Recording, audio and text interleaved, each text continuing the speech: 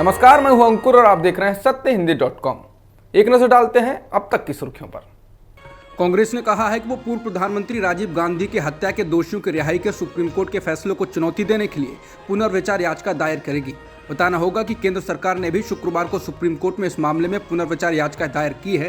केंद्र सरकार ने कहा था कि पर्याप्त सुनवाई के बिना ही दोषियों की रिहाई को मंजूरी दे दी गई और इस वजह से प्राकृतिक न्याय के सिद्धांत का स्पष्ट रूप से उल्लंघन हुआ है। सुप्रीम कोर्ट के द्वारा दोषियों को रिहा किए जाने के बाद कांग्रेस ने इस फैसले को बेहद दुर्भाग्यपूर्ण बताया था और कहा था कि इसे स्वीकार नहीं किया जा सकता है। कांग्रेस के संचार विभाग के महासचिव जयराम रमेश ने ट्वीट कर कहा था कि कांग्रेस पार्टी सुप्रीम कोर्ट के फैसले की आलोचना करती है। रमेश ने कहा था कि सुप्रीम कोर्ट ने इस मामले में देश की भावना के अनुरूप काम नहीं किया।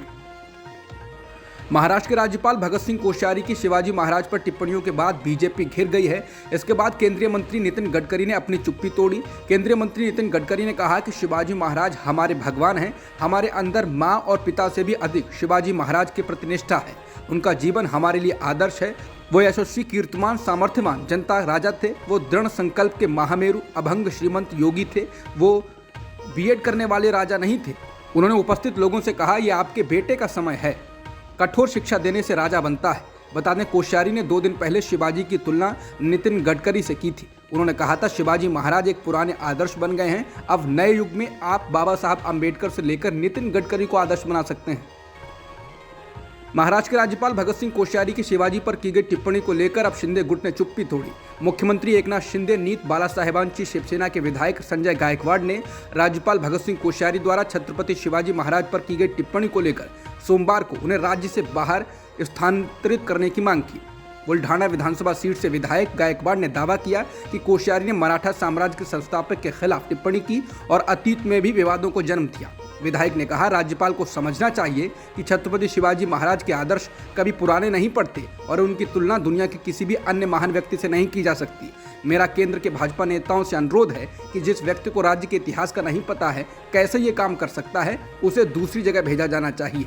बता दें, शिंदे गुट इससे पहले बीजेपी के नेताओं की टिप्पणियों के कारण भी असहज होता रहा है। इससे पहले फडणवीस के बयान के बाद शिंदे गुट असहज हो गया था, जब फडणवीस ने कहा था कि उन्होंने ठाकरे से बदला लिया है क्योंकि उन्होंने धोखा दिया था। इससे शिंदे गुट की परेशानी इसलिए बढ़ी क्योंकि वो दावा कर रहे थे कि वो हिंदुत्व के कारण और बाला साहेब ठाकरे के नक्शे कदम पर चलने के लिए उद्धव से अलग हुए। उनका आरोप था कि उद्धव ठाकरे हिंदुत्व पर नहीं चल रहे थे।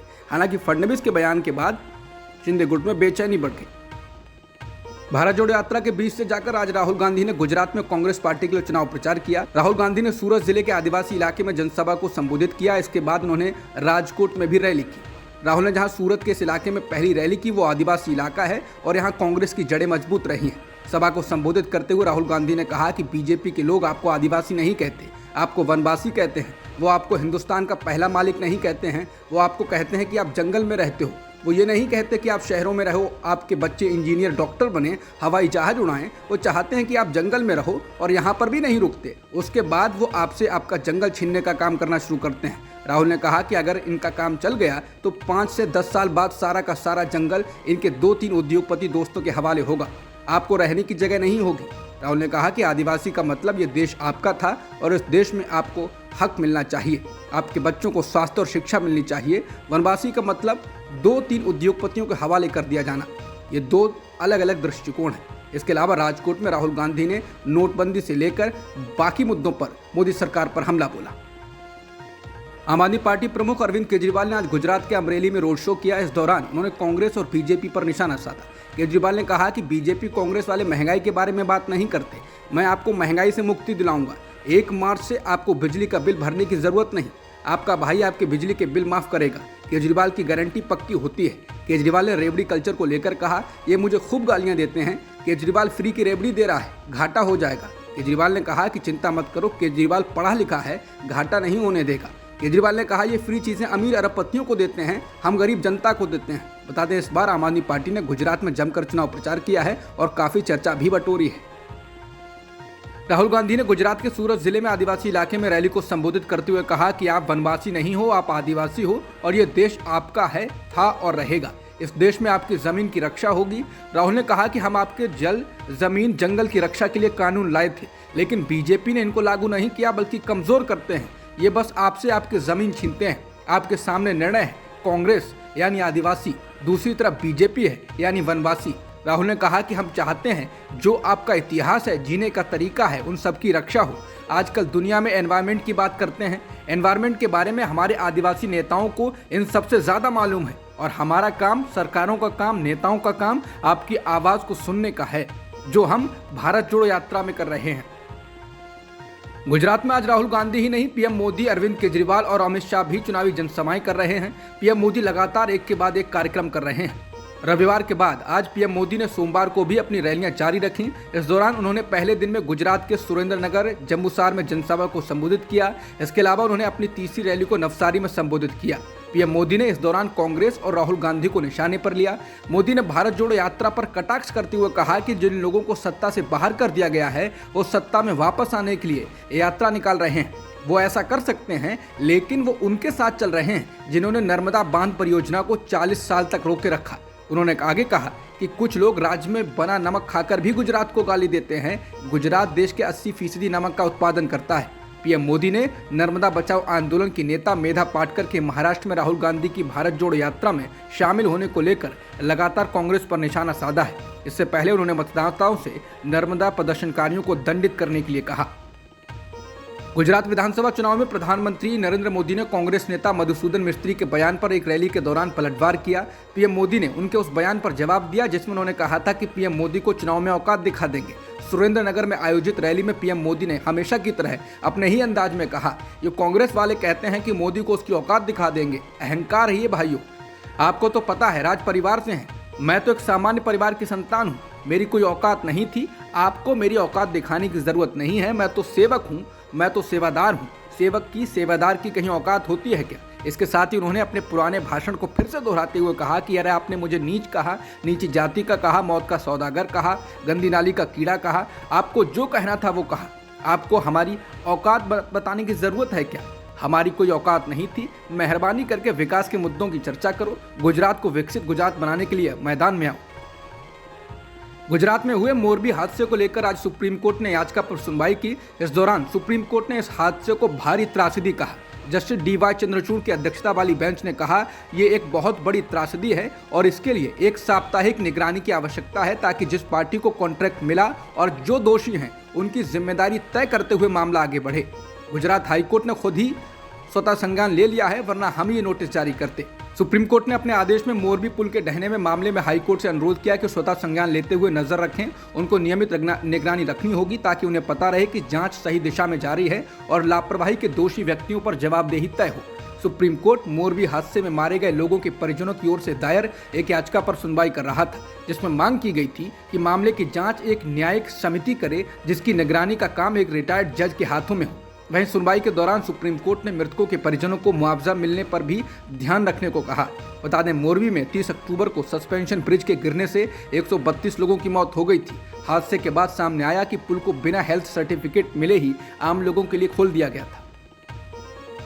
शिवसेना नेता संजय राउत ने अब राहुल गांधी की तारीफ की है। उन्होंने कहा कि राहुल गांधी एक ऐसे शख्स हैं जो वैचारिक और राजनीतिक मतभेदों के बावजूद भी दोस्त की तरह जुड़ते रहते हैं। राउत ने कहा कि बीजेपी में भी मेरे दोस्त हैं, लेकिन जब मैं जेल में था तो वो खुश थे। ये मुगल काल की राजनीति है। वहीं सत्य हिंदी के आशुतोष की बात कार्यक्रम के दौरान संजय राउत से जब बीजेपी के प्रति नरम होने को लेकर सवाल पूछा गया तो उन्होंने कहा, ऐसा नहीं है, हम महाविकास आघाड़ी के साथ ही बने रहेंगे, सभी संकट में एक साथ रहेंगे। कार्यक्रम में राउत ने राहुल के सावरकर को लेकर दिए गए बयान को लेकर कहा कि राहुल को यह बयान देने की जरूरत नहीं थी क्योंकि महाराष्ट्र के लोगों के मन में सावरकर के प्रति श्रद्धा है। इसके साथ ही राउत ने कहा कि राहुल गांधी की भारत जोड़ो यात्रा को अच्छा समर्थन मिल रहा है और सबसे अच्छा समर्थन महाराष्ट्र में मिला है। राउत ने कहा कि इससे मुझे आशा की किरण दिख रही है। राहुल को कल तक लोग बदनाम कर रहे थे, लेकिन जिस प्रकार से वो चल रहे हैं इससे लोगों को लग रहा है कि उनके हाथों को मजबूत करना चाहिए। लोगों के मन में विश्वास निर्माण करने की स्थिति भारत जोड़ो यात्रा ने बनाई है। राउत ने इसके साथ ही उन सारे कयासों को खारिज किया जिसमें कहा जा रहा था कि कांग्रेस के साथ गठबंधन को लेकर दरार पड़ सकती है। उन्होंने कहा कि हम 2024 में मिलकर लड़ेंगे और चमत्कार हो सकता है। सत्य हिंदी के कार्यक्रम आशुतोष की बात में जेल में रहने को लेकर सवाल का जवाब देते हुए शिवसेना के उद्धव गुट के नेता संजय राउत ने कहा कि जब से महाविकास आघाड़ी की सरकार हमने महाराष्ट्र में बनाई थी तभी से मेरे खिलाफ और मेरे साथियों के खिलाफ षड्यंत्र रचा जा रहा था। राउत ने कहा कि एक एजेंसी झूठे केस बनाकर 100 दिन से अधिक दिनों तक जेल में रखती है और ये न्याय व्यवस्था, ये लोकतंत्र अगर होगा तो इस देश को देश कहना मुझे अच्छा नहीं लगता है। हजारों लोग आज देश से भाग रहे हैं, उनको यहाँ नहीं रहना है। कुछ साल पहले जब कुछ अभिनेता ने कहा था ये देश हमें छोड़ना चाहिए तो हम लोगों ने आलोचना की थी। ये शाहरुख खान ऐसे कैसे बोल रहे हैं, आमिर खान ऐसे कैसे बोल रहे हैं, क्या ये देशभक्ति नहीं है? लेकिन उनका डर क्या था ये मुझे समझ आया जब मैं 100 दिन से अधिक जेल में रहा। किस जुर्म में मुझे जेल में बंद किया गया मुझे मालूम नहीं। अगर एक राज्यसभा सांसद को ऐसे जेल में रखा जाता है तो आम इंसान का क्या होगा? संजय राउत ने कहा कि मुझे सबक सिखाने के लिए जेल में अंडा सेल में रखा गया था। बीजेपी एक के बाद एक स्टिंग जारी कर आम आदमी पार्टी को भ्रष्टाचारी और टिकट के लिए पैसे लेने वाला बताने की कोशिश कर रही है। एक हफ्ते के अंदर ऐसा तीसरा स्टिंग जारी किया गया है। बीजेपी ने एक स्टिंग ऑपरेशन में दावा किया था कि आम आदमी पार्टी ने एमसीडी चुनाव के लिए टिकट बेचे हैं। बीजेपी ने आज भी आप नेता बिंदु श्रीराम द्वारा किए गए स्टिंग ऑपरेशन का वीडियो जारी किया। बीजेपी ने आरोप लगाया है कि आप नेता बिंदु रोहिणी डी से टिकट मांग रही थी, उनसे टिकट के बदले 80 लाख रुपए मांगे गए। स्टिंग ऑपरेशन का वीडियो जारी करने के बाद बीजेपी ने आपके कई बड़े नेताओं पर इस भ्रष्टाचार में शामिल होने के आरोप लगाए। बीजेपी के राष्ट्रीय प्रवक्ता समित पात्रा ने प्रेस कॉन्फ्रेंस के दौरान कहा कि पूरी की पूरी आम आदमी पार्टी भ्रष्टाचार में लिप्त है। आम आदमी पार्टी भ्रष्टाचार विरोध की बात करती थी, पर आज पूरी पार्टी उगाही करने में लगी है। इसके साथ ही दिल्ली के विधायक विजेंद्र गुप्ता ने लिखा, स्टिंग से स्पष्ट है कि आम आदमी पार्टी सिर्फ निगम की टिकट ही नहीं, इन्होंने विधानसभा की टिकट भी बेची थी। दिल्ली के मुख्यमंत्री अरविंद केजरीवाल ने बीजेपी की ओर से जारी किए जा रहे स्टिंग वीडियो पर प्रतिक्रिया दी। केजरीवाल ने स्टिंग ऑपरेशन पर कहा कि बीजेपी हर रोज एक नई नौटंकी लेकर आती है। कभी कहती है कि शराब घोटाला हुआ, उसकी जांच हो गई, शराब घोटाले में कुछ भी नहीं मिला। इन्होंने कहा कि बस घोटाला हुआ, उसमें कुछ नहीं मिला। इन्होंने कहा कि सड़कों में घोटाला हुआ, उसमें कुछ नहीं मिला। अभी 4 दिन पहले भी इन्होंने कहा था कि कोई टिकट घोटाला हुआ, उसकी भी जांच हो गई, उसमें तो ये जांच कर लें। मंगलुरु में ऑटो में हुए धमाके के मामले में कर्नाटक पुलिस ने सोमवार को कहा कि अभियुक्त मोहम्मद शरीक आतंकी संगठन आईसिस से प्रभावित था और वो उसके हैंडलर्स के संपर्क में रहने के लिए डार्क वेब का इस्तेमाल करता था। कर्नाटक पुलिस ने कहा है कि शरीक ने आईसिस के कई हैंडलर्स के साथ काम किया था और इसमें से एक हैंडलर अल हिंद नाम के संगठन से जुड़ा था। अल हिंद भी आईसिस से प्रभावित है। बता दें, पटेल पंपवेल मेन रोड पर कंकनाडी टाउन पुलिस के थाने के पास शनिवार शाम को करीब 5 बजे एक ऑटो में धमाका हुआ था। धमाके में ऑटो ड्राइवर और शरीक झुलस गए थे। ऑटो ड्राइवर ने बताया था कि शरीक के बैग में कुछ ऐसा था जिसने आग पकड़ ली और इसने पूरे ऑटो को अपनी चपेट में ले लिया। शिमोगा जिले का रहने वाला शरीक एक प्रेशर कुकर में आईईडी लेकर जा रहा था। दोनों को अस्पताल में भर्ती कराया गया है, जहां उनका इलाज चल रहा है। कर्नाटक पुलिस के शीर्ष अफसर आलोक कुमार का कहना है कि पुलिस मोहम्मद शरीक के ठीक होने का इंतजार कर रही है, जिसके बाद उससे पूछताछ की जाएगी। श्रद्धा हत्याकांड मामले में आज अभियुक्त आफताब का नार्को टेस्ट नहीं कराया गया। फॉरेंसिक साइंस लैब ने सोमवार को बताया है कि आज श्रद्धा मर्डर केस के अभियुक्त आफताब का नार्को टेस्ट नहीं किया जाएगा। समाचार एजेंसी एएनआई ने इस बारे में जानकारी दी। एफएसएल के सह निदेशक डॉक्टर संजीव गुप्ता ने कहा, आज नार्को टेस्ट नहीं हो रहा है। दिल्ली पुलिस का अनुरोध आ चुका है और हमारी निदेशक के भी आदेश इसको जल्द कराने के हैं। हमारी टीम 3 दिन से इस पर काम कर रही है। नार्को टेस्ट करने से पहले कुछ मापदंड होते हैं जिन्हें पूरा किया जा रहा है। उत्तर प्रदेश के आजमगढ़ में एक शख्स ने अपनी पूर्व प्रेमिका की गला दबाकर हत्या की और उसके बाद उसके शव के 6 टुकड़े कर उन्हें कुएं और तालाब में फेंक दिया। मुख्य अभियुक्त का नाम प्रिंस यादव है। पुलिस ने शनिवार को एक एनकाउंटर के दौरान उसे पकड़ लिया। उसके पास से एक अवैध असलहा बरामद किया गया है। आजमगढ़ के पुलिस अधीक्षक अनुराग आर्य ने न्यूज एजेंसी एएनआई को बताया कि 16 नवंबर को एक अज्ञात युवती का शव कुएं में मिला था। उसका सिर नहीं था और बाकी शरीर के अंगों को भी काटा गया था। उन्होंने बताया कि पुलिस ने अभियुक्त को पकड़ने के लिए 5 टीमें बनाई थी और अभियुक्त को गिरफ्तार कर लिया गया है। युवती की हत्या का पता तब चला जब स्थानीय लोगों ने कुएं के भीतर मानव अंग पड़े हुए देखे। उन्होंने इस बारे में पुलिस को सूचित किया। युवती का शव अर्धनग्न अवस्था में था। युवती का नाम आराधना था और वो आजमगढ़ जिले के इशाकपुर गांव में रहती थी। पुलिस अधीक्षक ने बताया कि प्रिंस यादव ने पूछताछ में अपना गुनाह स्वीकार किया है। यादव ने बताया कि उसका युवती के साथ 2 साल से प्रेम संबंध था। युवती की इस साल फरवरी में शादी हुई थी और उस वक्त प्रिंस यादव विदेश में था।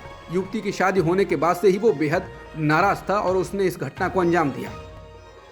बिहार के वैशाली जिले में रविवार रात को हुए एक बड़े हादसे में 12 लोगों की मौत हो गई। ये हादसा उस वक्त हुआ जब कुछ लोग सड़क के किनारे एक पूजा कार्यक्रम में शामिल हुए थे। तभी तेज रफ्तार एक ट्रक ने उन्हें रौंद दिया। स्थानीय लोगों का कहना है कि मरने वालों में 4 बच्चे भी शामिल हैं।